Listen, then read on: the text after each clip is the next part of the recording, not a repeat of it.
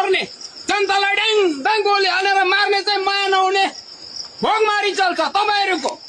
दाइ अब सबैजना मिलेर यो खोया खोसेला बटुलो लिएर गएर पालिका अगाडि छोडिदिनु पर्छ। अनि तपाईहरुले बाँदरहरु प्रधानमन्त्री बनाउनुहोस्, मृगलाई गृहमन्त्री बनाउनुहोस्, घोरललाई चाहिँ शिक्षा मन्त्री बनाउनुहोस् अनि खान दिनुहोस्। अनि तपाईहरु गर्नुहोस्।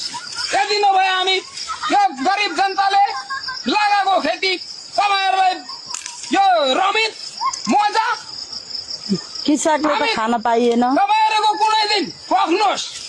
हामी कृषक उठेर तपाईहरुको कृषक कस्तो रहेछ, भोट कहाँ छ, जनतामा छ।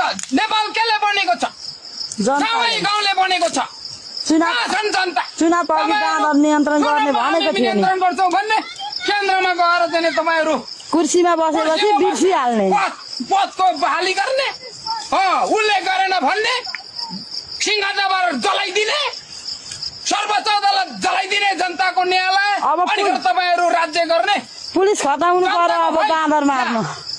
जनतालाई चाहिँ कसले हेर्दो रहेछ,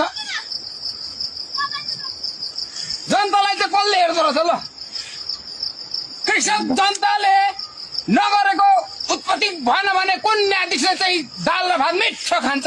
एक ट्र्याक्टर खोया खोसेला बनाइसकेछ। अब यो ट्र्याक्टरमा लगेर पालिकाको अगाडि पोखिदिनु पर्छ खोया खोसेला। हामीलाई चाहिन्छ बालीको के अरे बिमा हुन्छ, बिमा दिन्छ भनौँ, कुरा गरौँ। अध्यक्षको पनि खाइदिन्छ अरे, वडा अध्यक्षको पनि खाइदिन्छ अरे, खाइदिन्छ। तर यसलाई नियन्त्रण गर्नु पर्यो। त्यही त खान त अब कुहेको चाहिने चामल इन्डियाबाट ल्याउने आफ्नो ढुकुटी अब देशमा हेर्नुहोस्।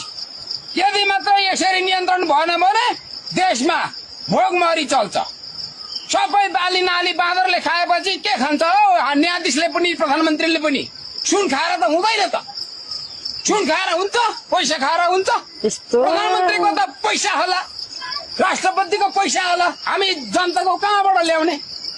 भएको खेतीपाती सबै नालीहरू खाइदिएपछि सबै एउटा भाँच्न मिल्ने जति कुनै छैन। हेर्नु अबको 2 वर्ष अर्थात् 1 वर्षमा तपाईहरुको के हुँदो रहेछ? हामी कृषक हामी राज्यलाई बालेन सरकारलाई हामी एकदम उजुरी गर्न चाहन्छौँ। अब हामीले चाहिँ के खाने है? यस्तो खानु हामीले रुनु के घोरल कालिज